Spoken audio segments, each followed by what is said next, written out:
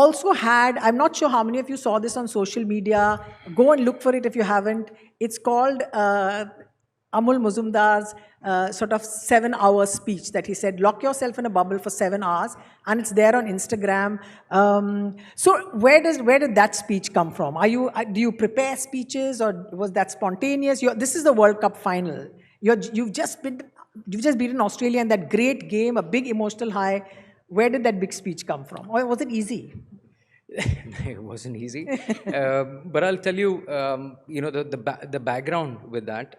It's just 2 years into this job, I realized that this team, this Indian women's cricket team, these young minds, they don't, they don't just listen to what you're saying. They absorb every word that you're talking. So I had to choose my words really carefully in this dressing room. I realized in the job, I realized the power of words with them. And as a leader or as a coach, you just have to be careful of what you're talking. That particular final speech, in the semi-finals, I had narrated a couple of stories in the huddle, and they were inspiring, not just for the players, but for the support staff as well. And then in the finals, I think the pressure was enormous. I mean, you can imagine a World Cup final, that to a home World Cup in my home city, Mumbai. There were a lot of things that were happening on that on that morning. Plus, there was rain around, so whatever we had thought the previous night had to be kept on hold. Because things were unfolding as on that day. So I had not prepared anything. But the most important thing was my mind was crowded with a lot of thoughts. And then I realized that if my mind is crowded, I can imagine what the players must be going through. So the most important thing was to stay in the present. And how do I bring them back to present? If they focus on other things, then we won't be in 2nd November 2025. So the most important thing was to stay in the present. And just happened to see the crowd. There were 50,000 in the D.Y. Patil Stadium, and plus about 50 crores watching outside. So there was no pressure as such, but just that we had to stay in a bubble, and I knew that if they play to their potential, we would be able to crack this one. I just wanted to ask you, when you're talking about this, about being in a bubble, this is like a crisis manager's sort of situation.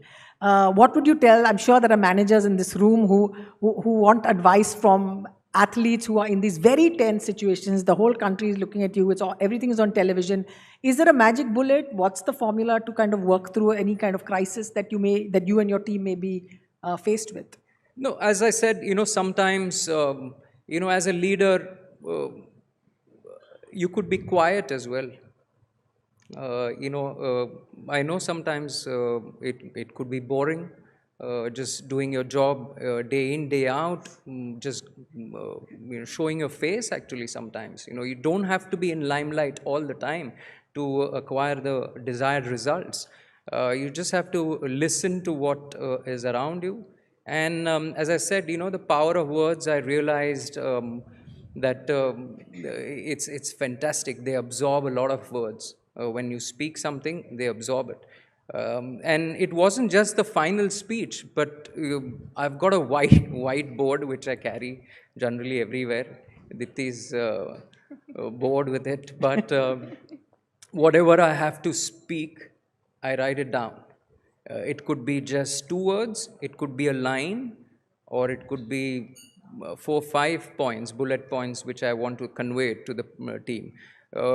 Especially against Australia, when we were chasing 338, I knew that nothing could be said in the interval. I mean, what can you say? I mean, they were on the field for 50 overs. They fielded for 338 runs. Australia were right on top of us. I just wrote on the whiteboard that we just need one more run than Australia to qualify for the finals of the World Cup.